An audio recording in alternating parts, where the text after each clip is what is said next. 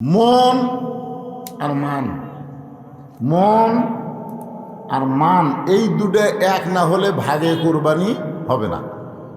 খুব খেয়াল করবেন, আপনি দরকার হলে একটা ছাগল দেবেন, দরকার হলে একটা বকরি দিবেন, কিন্তু ভাগে দিবার গেলে এই দুটো জিনিস খেয়াল করা লাগবে, মন আর মান।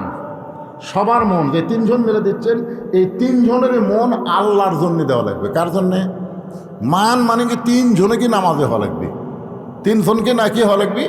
আমি তিনজন দিয়ে বুঝাচ্ছি, 5 জন হন 7 জন হন যেটাই হন, তাহলে 1 নম্বর কি, এই মন মান।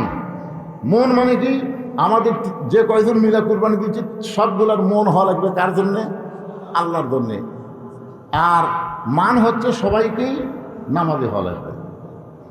আচ্ছা মনে করেন সবাই নামাজি, কিন্তু তার মধ্যে একজন গোপনে গোপনে সুদ খায়।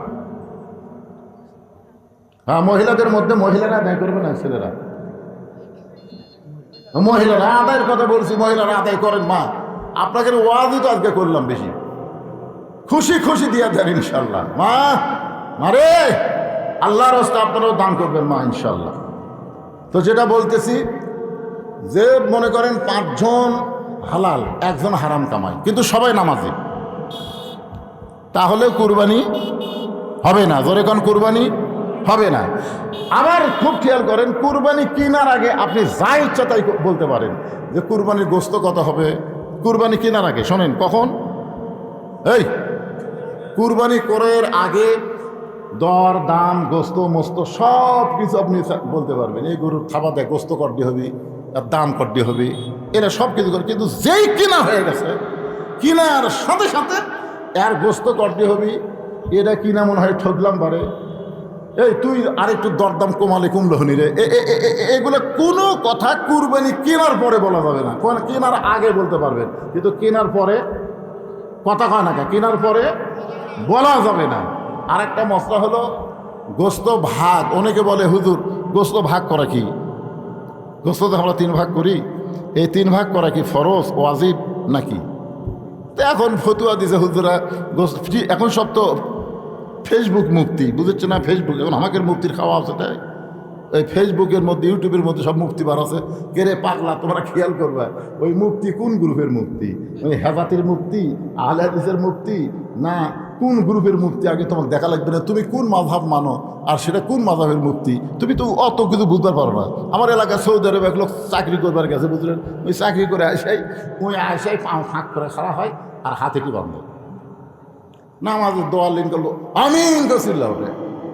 তখন আমি কনে, কে তোর বাপ কুটি হাত বাঁধিয়েছে? কয়েটি তোর দাদা, কয়েটি তুই বুকত কে?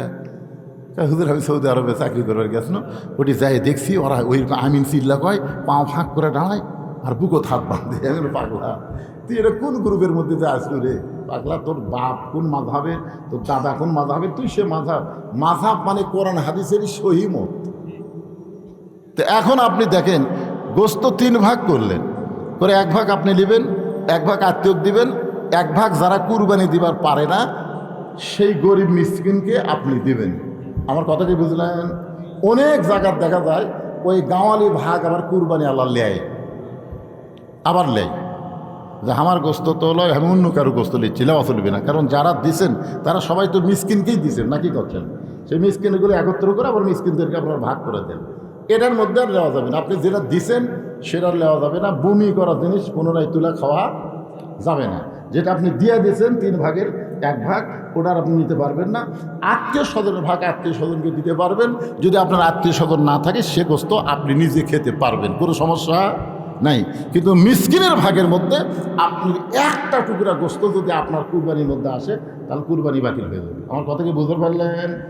এই মশলাগুলো আপনারা খেয়াল করবেন। আর সবচাইতে বড় খেয়াল করবেন, ওই ভাগে কুরবানি কবুল হওয়ার গ্যারান্টি খুবই কম। আমার গ্রাম সম্পর্কে এক ভাবি ছিল, আর স্বামী খুব সম্পদশালী। তুমি অত কষ্ট করতেছ, তোমাকে সিজার করাবো। বলে আমাকে যে সিজার করবি সে মরদ মানুষ না মেয়ে মানুষ, তার কোনো গ্যারান্টি নেই। তা আমার পেটে সন্তান ধারণ করছি পর্দার ভিতরে, আর এটি এখন সিজার করবার যে আমার পেট লাইডে ছেড়ে সেই পেট কেটে বাচ্চা বার করবি, আর সেই বাচ্চা দুনিয়াতে ভালো হবে। ওই মোবাইল ছাড়া ভাত খাবি না, মোবাইল ছাড়া কান্না বন্ধ হবি না, দরকার হলে যত কষ্ট হবে মরে যাবো, কিন্তু আমি নর্মালে বাচ্চা নেব, আমি সিজার করাবো না। করাইনি, 2-3 দিন কষ্টের পরে বাচ্চা হয়ে গেছে। আমাদের আগেকার যুগে কি সিজার ছিল?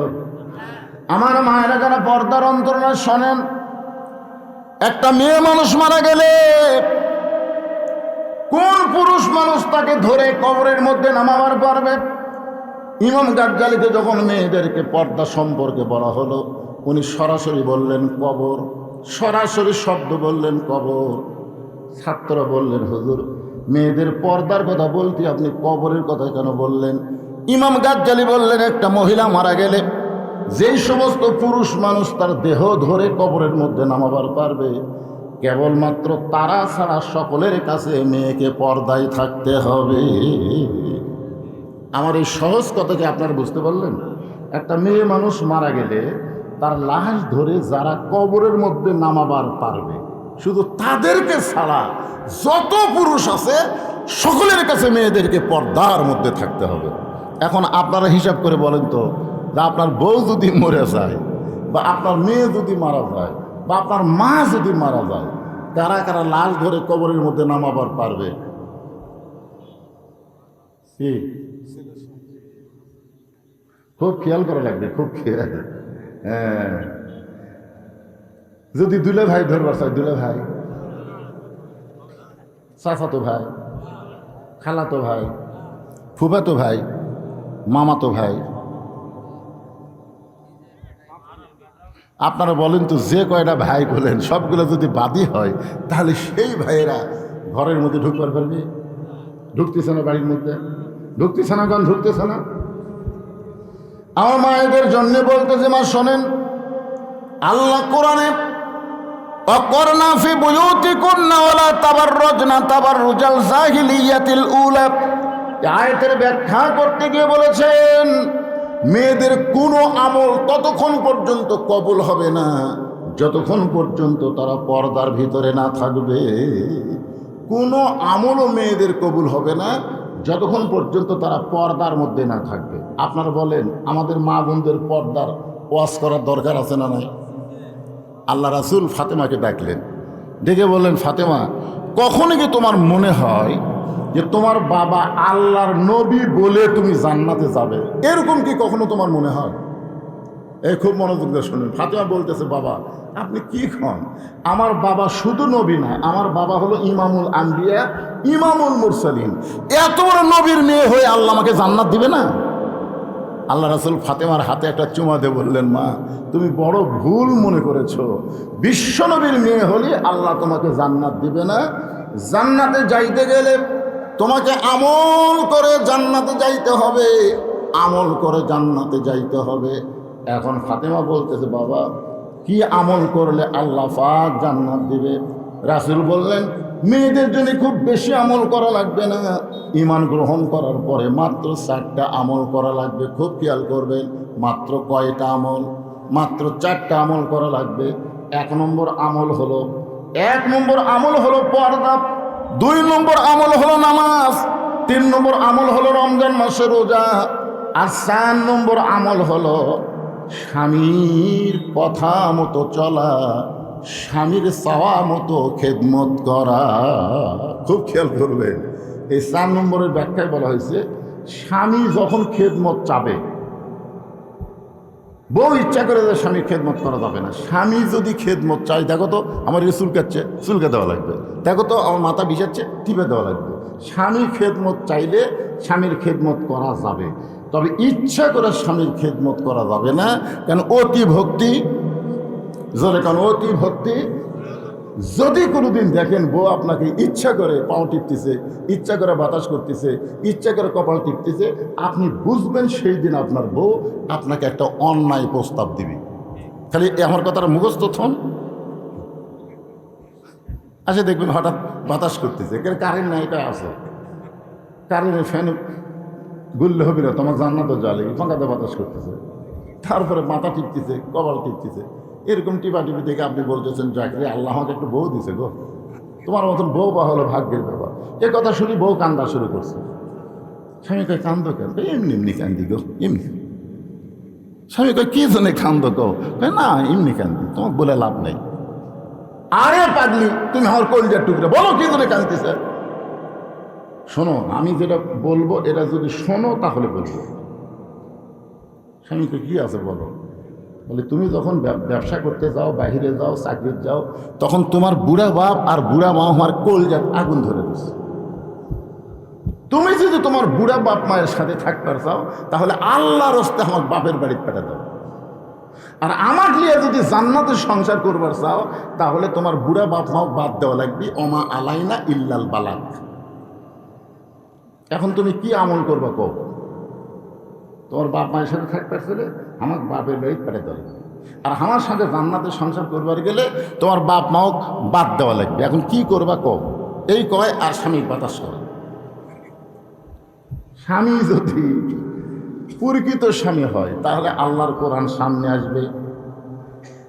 আল্লাহর কোরআন বলতেছেন আল্লাযী খালাকাল মাউতা ওয়াল হায়াতা লিয়াবলুয়াকুম আইয়ুকুম আহসানু আমালান ওয়া হুয়াল আজিজুল গফুর।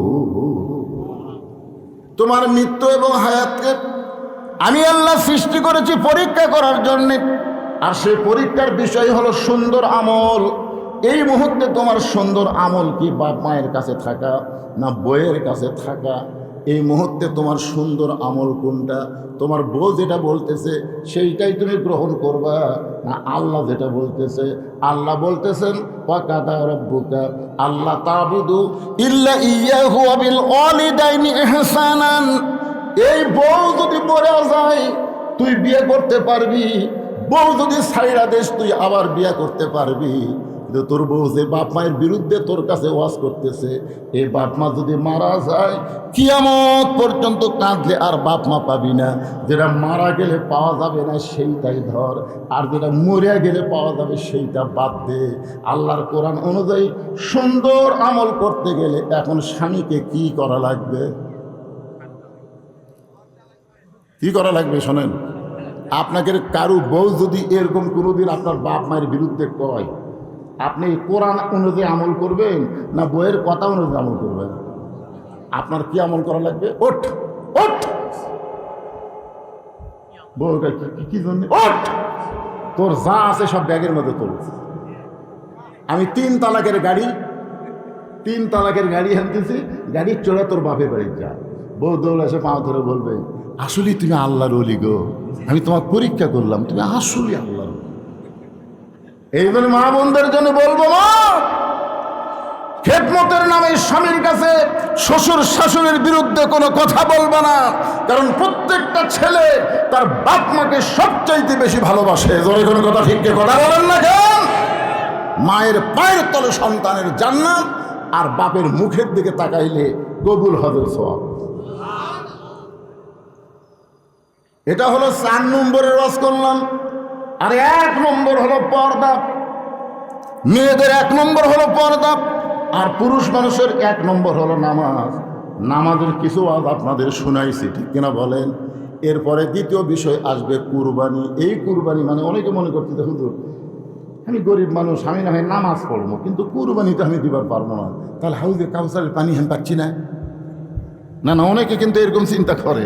এক জায়গাতে আমি বলতেছি নামাজ আর কুরবানি এই 2টা আমল যারা করতে পারবে তারাই পান করবে কিয়ামতের দিন হাউজে কাউসারের পানি। তখন গরিব ওটা বলতেছে হুজুর তাহলে আমি যে কুরবানি দিবার পারি না, তাহলে আমার খবর কি? আমি বললাম পাগলা, এটা এই কুরবানি নয় রে, এটা যে কোন কুরবানি, সেই কুরবানি বাংলাদেশের মুসলমানের সামনে আসতেছে। সে কুরবানির উপর একটা গান গায়া আমি আবার পর্দার উপরে যাব। আপনারা তো বিরক্ত হচ্ছেন না? একটা ছোট্ট একটা গান গাই, দেখেন তো কুরবানি বুঝা পারেন কিনা।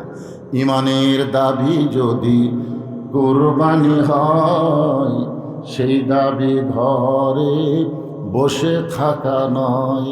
ইমানের দাবি যদি কুরবানি হয়, সেই দাবি ঘরে বসে থাকা নয়। ইমানের দাবি হলো কিছু বিনিময়, সেই বিনিময় যদি কলিজার ঘাম হয়, সেই ঘাম দিতে যেন তৈরি থাকি। ওগো দয়াময় আমার আল্লাহ দয়াময়, ইমানের দাবি হলো অগ্নিশিখা, বাতিলের বিরুদ্ধে জ্বলতে শিখা। সে আগুনে জ্বলে জ্বলে দিব ইমানের পরিচয়, ইমানের দাবি ঘরে বসে থাকা না। এখন এটা কি কুরবানি, সেই কুরবানি নিয়ে কোরআনের আয়াত এবং হাদিস নিয়ে আপনাদের সামনে আসতেছি। এখন মা বোনদেরকে একটু খুশি করার জন্য ওরা আবার বলবে সেই সন্ধ্যার থেকে আমরা বসে আছি রে, একটা বক্তা আমাকে ওয়াজ করে না, ধরে কোন কথা ঠিক কি না। কিন্তু আমাকে দাওয়াত দিলে মেয়েরা কিন্তু খুশি হয় যে বজরিশিতে আসলে আর যাই করুক মা বোনদের ওয়াজ করবেই, ঠিক কিনা বলেন? হ্যাঁ, এই জন্য আমার মায়েরা খুব মনোযোগ দিয়ে শুনবেন।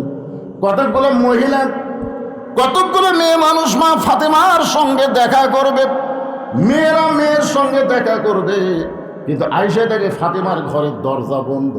এখন ফাতেমার ঘরের দরজা বন্ধ, মেয়েরা দরজায় দাঁড়িয়ে আছেন, এখন কি করবে? এমন সময় থেকে ছোট্ট একটা বাচ্চা দৌড়াদৌড়ি করতেছে।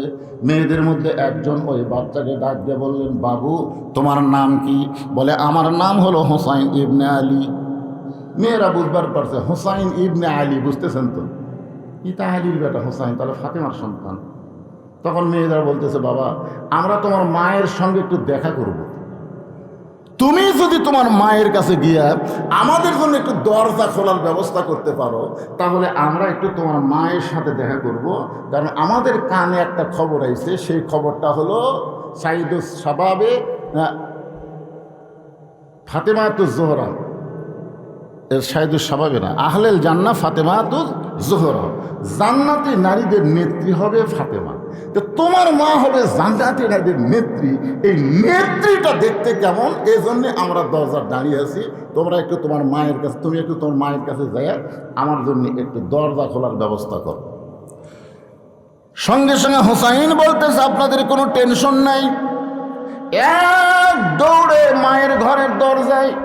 এখন আপনারা বলেন তো, যারা মেয়ে মানুষ হবে তারা কিন্তু সামনের ঘরে থাকতে পারবে না, তাদের জন্য একটা অন্দরমহল বানানো লাগবে, জোরে কোন কথা ঠিক কি না? আপনারা প্রত্যেকটা বাড়ি বানাচ্ছেন সদরমহল, আমাদের এলাকায় তো ধান কাটা লাগছে, এখন এই বছরে বছরে কামলা পাওয়া খুব কঠিন। তো কামলা 5 জন, তার মধ্যে একজনক বলতেছে, শোনো আমি তো সবসময় বাড়িতে থাকি না, আমি ব্যবসা বাণিজ্য করি, কখন কুটি যাই, তো তোমাকে যা প্রয়োজন হয় এ তোমার ভাবির থাকে দিও, মানে নিজের বউ দেখা গেছে, এটা তোমাকে ভাবি, যা দরকার হয় ভাবির থেকে দিও। দেখছেন, কামলা করে বউ দেখাচ্ছে, আমি সবসময় বাড়িতে থাকি না, তোমাকে যা দরকার হয় এই ভাবির কাছে চাইও, তাহলে ভাবি দিও। এই 5 জনের মধ্যে একটা হলো লুচ্চা ঢপা, তোর এখন কি ঢপা, সব কামলা কে এক হয়, ওই কিছুক্ষণ পর পর আসে, ভাবি ও ভাবি পানি খাবো, ভাবি এ লাগবে সে লাগবে। তো এখন মেয়ে মানুষকে ভাবি করে ডাকে, এখন ভাবি কথা কয়, ভাবি একদিন সামনে এসে বলতেছে, তুমি খালি ঘন ঘন ভাবি ভাবি করে ডাকো, কারণ কি? ভাবি বিশ্বাস করেন, আল্লাহর শপথ করে বলতেছি, আপনার যে চেহারা মনে হয় আপনার বিয়েই হয়নি।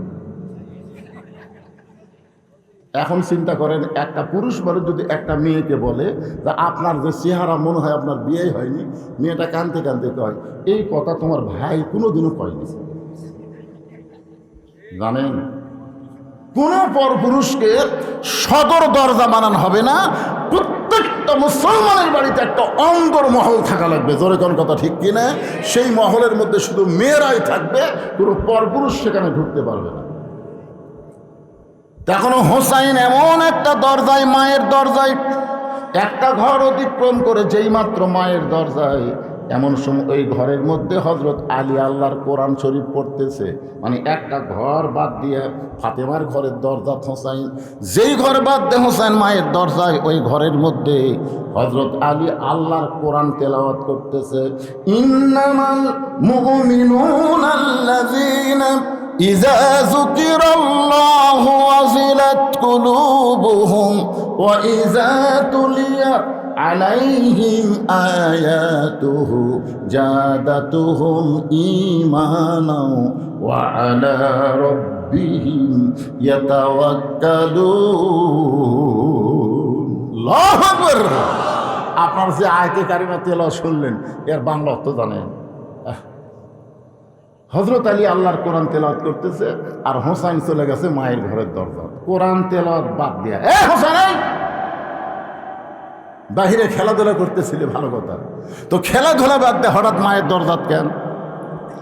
এখানে একটা শিক্ষা হলো যে আপনি যতই কোরআন তেলাওয়াত করেন, যতই নামাজ পড়েন, আপনার সন্তানের দিকে আপনার খেয়াল রাখা লাগবে। কি রাখা লাগবে? আপনি যদি নামাজ পড়েন, রোজা করেন, হজ করেন, যাকাত দেন, আপনার সন্তান কি করতেছে খেয়াল করার দরকার আছে না নাই? আপনি যদি খেয়াল করেন, আপনার মেয়ে দেখবেন সন্ধ্যার সময় খেয়াল করতেছে যে হাঁস মুরগি ঘরাত উঠলো কিনা, খেয়াল করতে হয়। প্রত্যেকটা মেয়ে মানুষ যারা হাঁস মুরগি পালে খেয়াল করে না, সন্ধ্যার সময় লাইট দিয়ে দেখতেছে ঘরাত হাঁস মুরগি উঠলো কিনা। যারা পুরুষ মানুষ গরু ছাগল পালে তারা সন্ধ্যার সময় খেয়াল করে দেখে গরু ছাগল গোয়াল ঘরে সব ঠিক মতো উঠলো কিনা। তাহলে আপনি সন্ধ্যার সময় মেয়ে মানুষ হাঁস মুরগি খেয়াল করে, সন্ধ্যার সময় পুরুষ মানুষ গরু ছাগল খেয়াল করে, আর রাত 10টা বেজে যায় আপনার পাটা কি করতেছে, আপনার বেটি কি করতেছে, আপনার খেয়াল করার দরকার আছে না নাই? জোরে কোন আছে না নাই? খেয়াল করছেন? আজকে যে আপনারা এখানে ওয়াজ শুনতে বেড়াচ্ছেন, বাপেরা আপনাকে পাঁটারা কি করতেছে?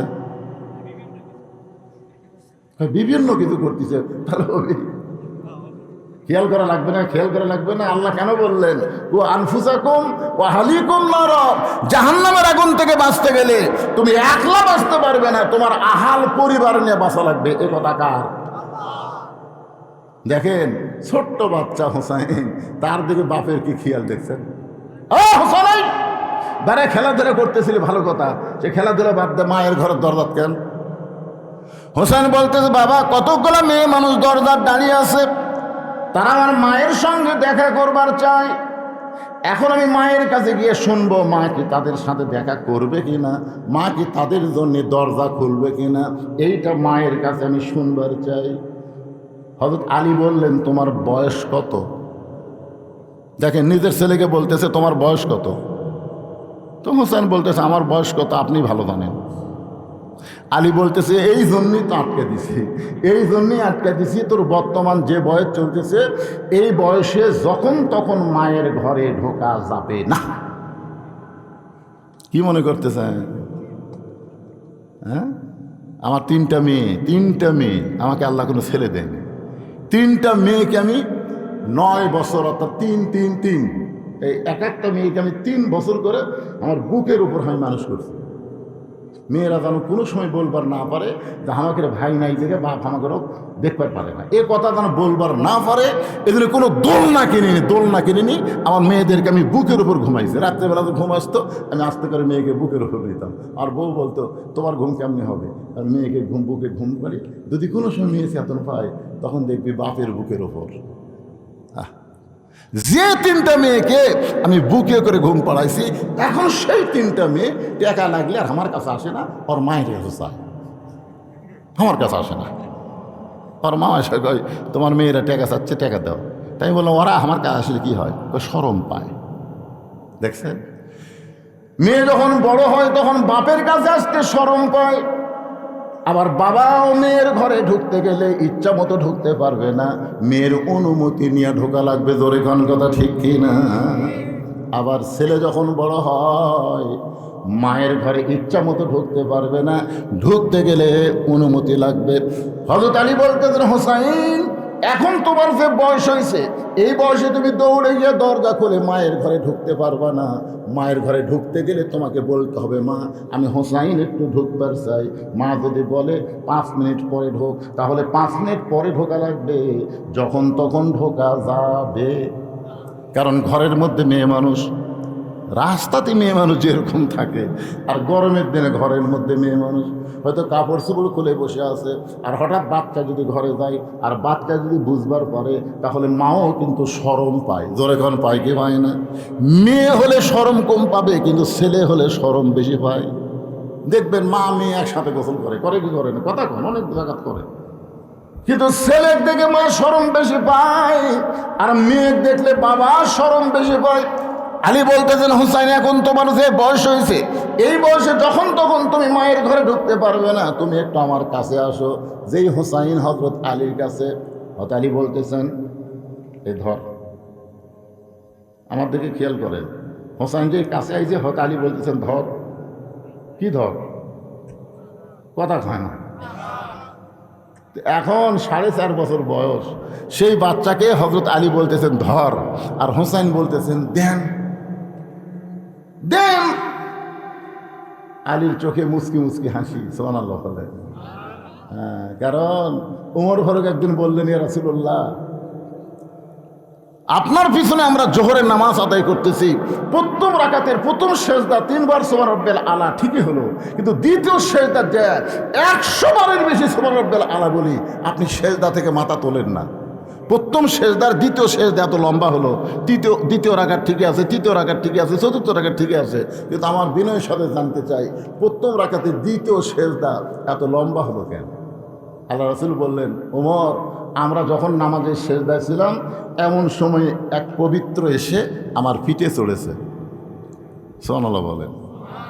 এমন সময় এক পবিত্র এসে আমার পিঠে চড়েছে, সেই পবিত্রের নাম হলো হুসাইন। যতক্ষণ আমার পিঠে বসেছিল, আমি নামাজ পড়া অবস্থায় হোসাইনকে পিঠ থেকে নামাবার চাইলাম, কিন্তু নামাজের মালিক আল্লাহ বললেন, হাবিব, হোসাইন যতক্ষণ আপনার পিঠে চড়ে বসে থাকবে, আপনি ততক্ষণ সেজদা থেকে মাথা তুলবেন না, এমনকি ওকে পিঠ থেকে নামাবারও পারবেন না। রাসূল কিন্তু হোসাইন বলে নাই, রাসূল বলেছেন একজন পবিত্র। তার মানে বোঝা গেল, ফাতেমার 2টা সন্তান হাসান হোসাইন, এরা জন্মসূত্রে পবিত্র হয়ে জন্মগ্রহণ করেছে। যেই বললেন হযরত আলী ধর, সঙ্গে সঙ্গে হোসেন বলতেছেন দেন। হোসেনের হাতে আল্লাহর কোরআন শরীফ দিয়ে হযরত আলী ফাতেমার ঘরের মধ্যে ঢুকতেছেন। রে মায়েরা যারা পর্দায় আছেন, একটু মনোযোগ দিয়ে শোনেন। বাবা যদি, মেয়ে যদি বড় হয়, বাবা ঢুকতে অনুমতি লাগবে, আবার যদি ছেলে বড় হয়, মায়ের ঘরে ঢুকতে কি লাগবে? কথা কন, কি ঢুকবে? কিন্তু স্বামী যদি বইয়ের ঘরে ঢোকে, অনুমতি লাগবে? কেন লাগবে না? কোন একটা দলিল দেন।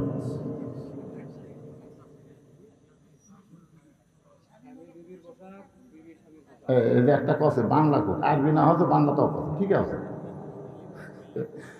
দেখছেন, ওই প্রতিদিন এই ভিডিও করবার দেয়, ওয়াজ মুখস্থ হয়ে গেছে। এর ওয়াজটা হচ্ছে, আরবিটা হচ্ছে, ভাইজান আমার বলতে পারবে, হুন্না লিবাসুল্লাকুম ও আনতুম লিবাসুল্লাহুন্না। স্বামী হলো বিবির পোশাক, বিবি হলো স্বামীর পোশাক। আচ্ছা, মনে করেন এক ঘরের মধ্যে স্বামী স্ত্রী ছাড়া আর কেউ নেই, যদি দরজা জানলা বন্ধ করে স্বামী স্ত্রী ন্যাংটা হয়ে শুয়ে থাকে, পাপ হবে? কথা কন না, কেন পাপ হবে? কোনো পাপ নাই। একই কম্বলের মধ্যে 2 স্বামী স্ত্রী ঘুম পাড়বে, কোনো পাপ নেই। তাহলে বোঝা গেল, মেয়ে বড় হলে বাবা ঢুকতে অনুমতি লাগবে, ছেলে বড় হলে মায়ের ঘরে ঢুকতে অনুমতি লাগবে, কিন্তু স্বামী স্ত্রীর ঘরে ঢুকতে কোনো অনুমতি লাগবে না। এখনো হযরত আলী ফাতেমার ঘরের মধ্যে গিয়ে দরজা খুলেছে। যেই মাত্র দরজা খুলেছে, তাকায় তাকে ফাতেমা বাম হাতে জাঁতা ঘুরাই আর ডান হাতে আল্লাহর কোরআন তেলাওয়াত করতেছে।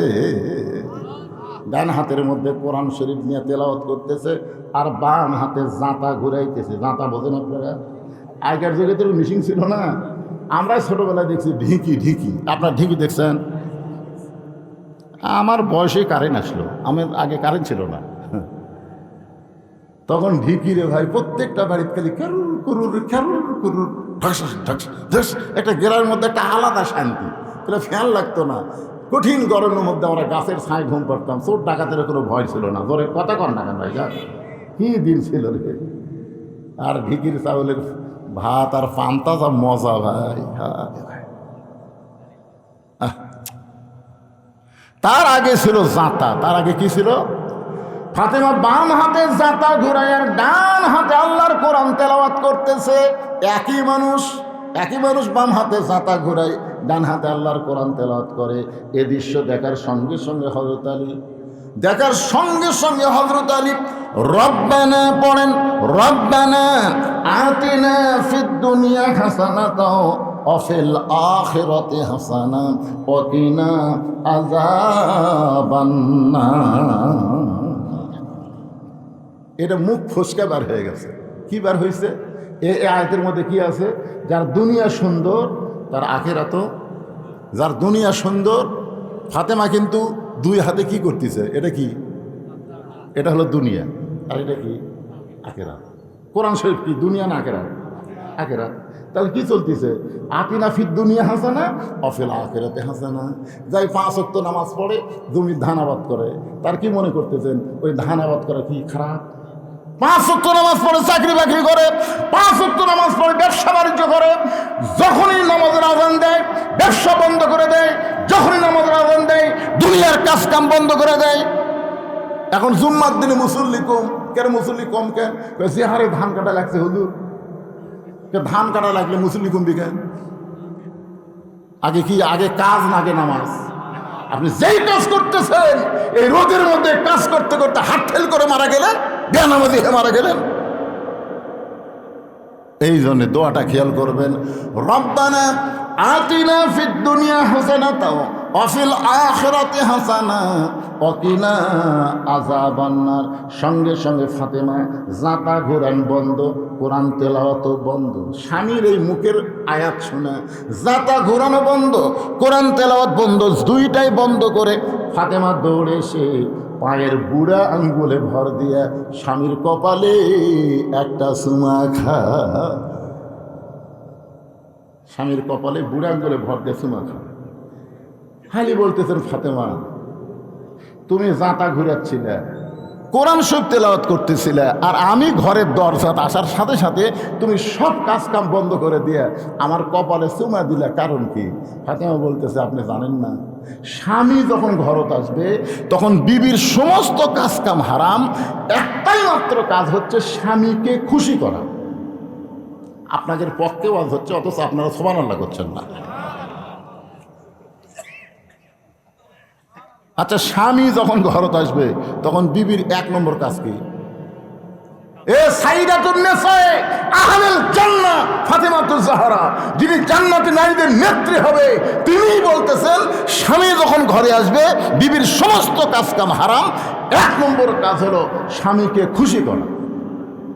তো আমি অনুভব করেছি কিন্তু বুঝতে পারি নাই।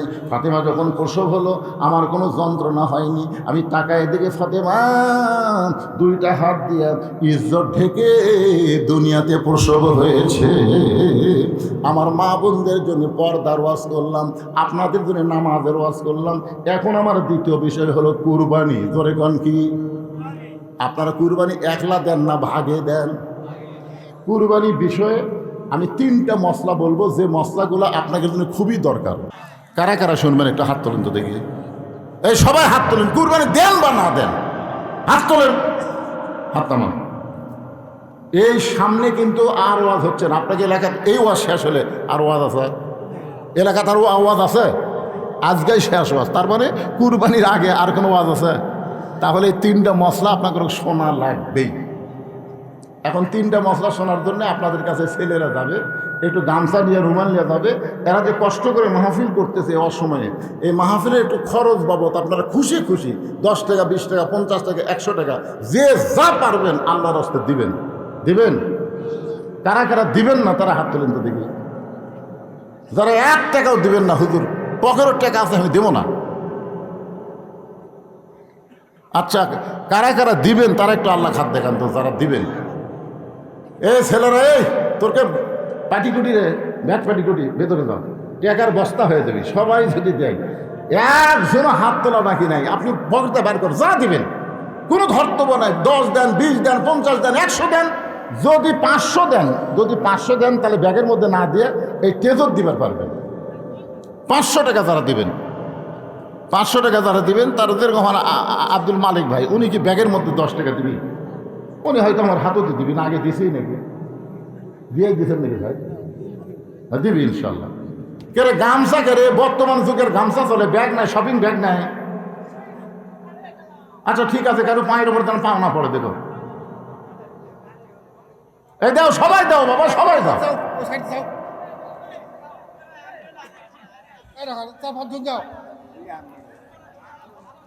ওই পিছন দিকে কেউ নাই, মাহফিল কমিটির পিছন দিকে কেউ নাই।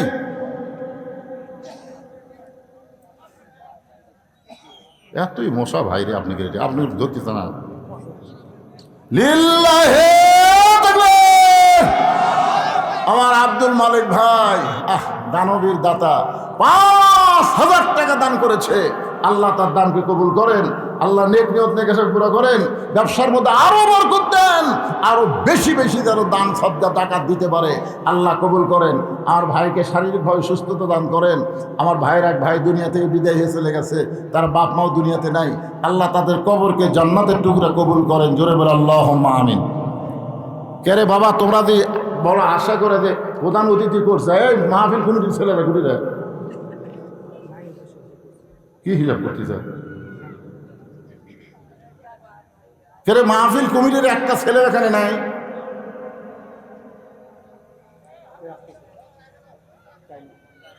কোনটা?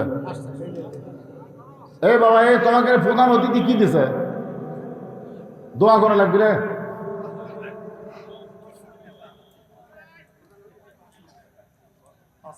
প্রধান অতিথিদের নগদ দিছে না বাকি? প্রধান অতিথির নগদে 5,000 টাকা দান করেছে। আল্লাহ তার দানকে কবুল করুক। জোরে করে আমিন। সভাপতি সাহেব 3,000 টাকা দান করছে, আল্লাহ কবুল করেন। আমার মালিক ভাই 5,000 টাকা দিয়ে লিয়ে যাও, ধরো পরে দিবে।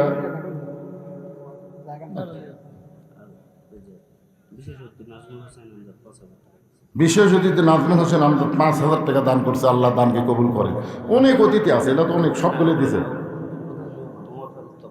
ওমর ফারুক তখন কি দিছে?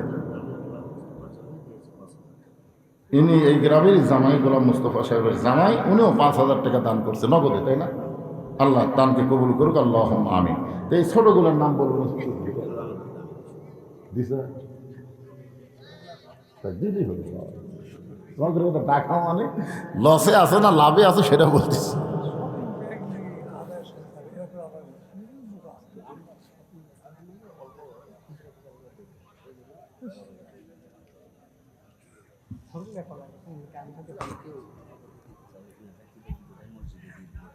কেউ যদি বাকি দিবার চান মসজিদে দিবে, এই ছেলেরা এই পাঠাগারের জন্য দিবে না। বাকি যদি কেউ দেন সেটা মসজিদে দিবে।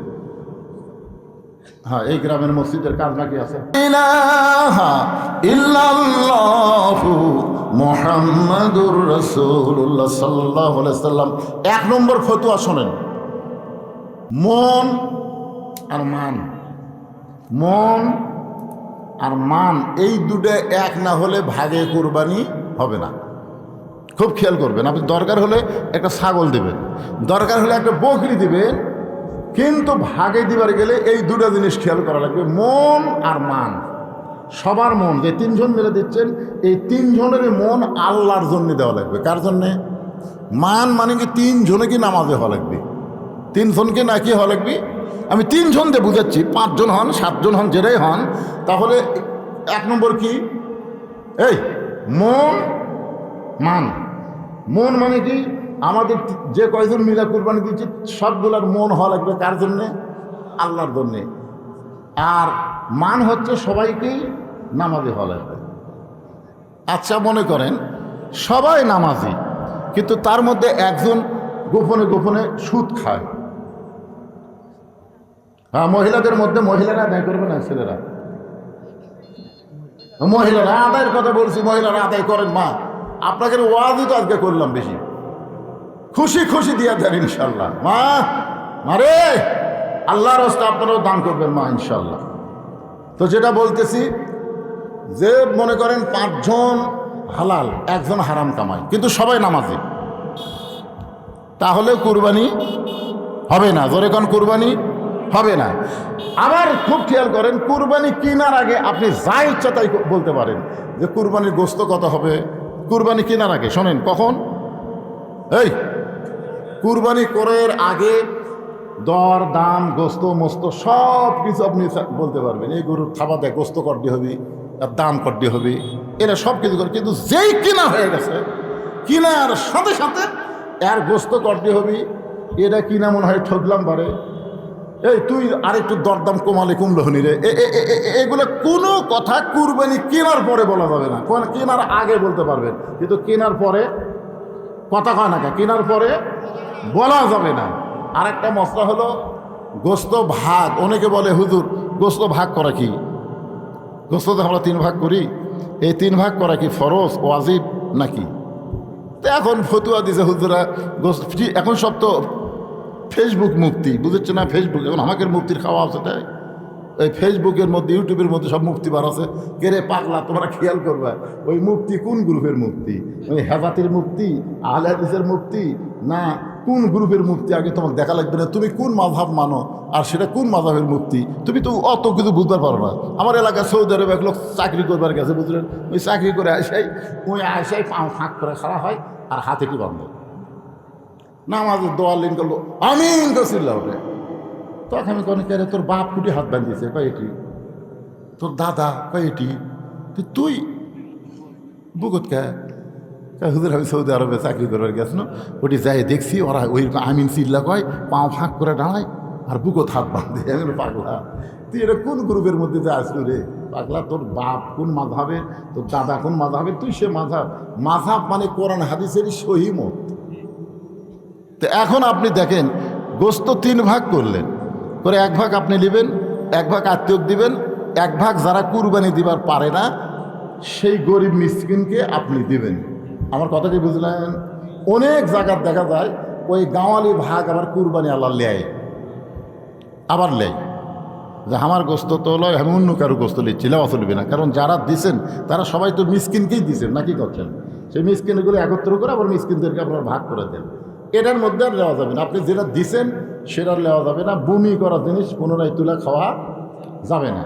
যেটা আপনি দিয়ে দিয়েছেন 3 ভাগের 1 ভাগ, ওটার আপনি নিতে পারবেন না। আত্মীয় স্বজনের ভাগ আত্মীয় স্বজনকে দিতে পারবেন। যদি আপনার আত্মীয় স্বজন না থাকে সে গোস্ত আপনি নিজে খেতে পারবেন, কোনো সমস্যা নাই। কিন্তু মিসকিনের ভাগের মধ্যে আপনি একটা টুকরা গোস্ত যদি আপনার কুরবানির মধ্যে আসে তাহলে কুরবানি বাতিল হয়ে যাবে। আমার কথা কি বুঝতে পারলেন? এই মশলাগুলো আপনারা খেয়াল করবেন। আর সবচাইতে বড় খেয়াল করবেন, ওই ভাগে কুরবানি কবুল হওয়ার গ্যারান্টি খুবই কম। ভাগে মন এবং মান যদি ঠিক থাকে তাহলে আপনারা দিবেন, অসুবিধা নেই। পারতপক্ষে একা একটা ছাগল দিবেন।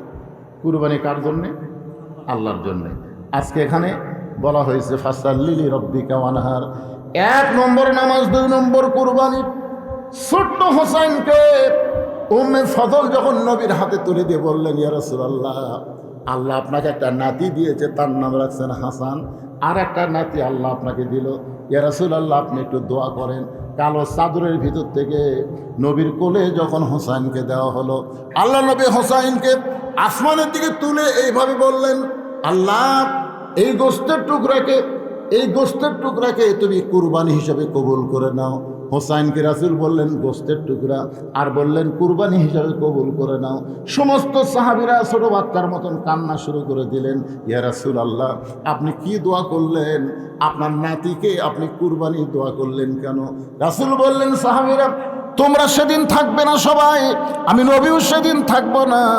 শোনে না, আমার এই নাতি হোসাইন বাতিলের বিরুদ্ধে হকের পক্ষে আল্লাহর জন্যে নিজের জীবনকে কুরবানি করে দেবে।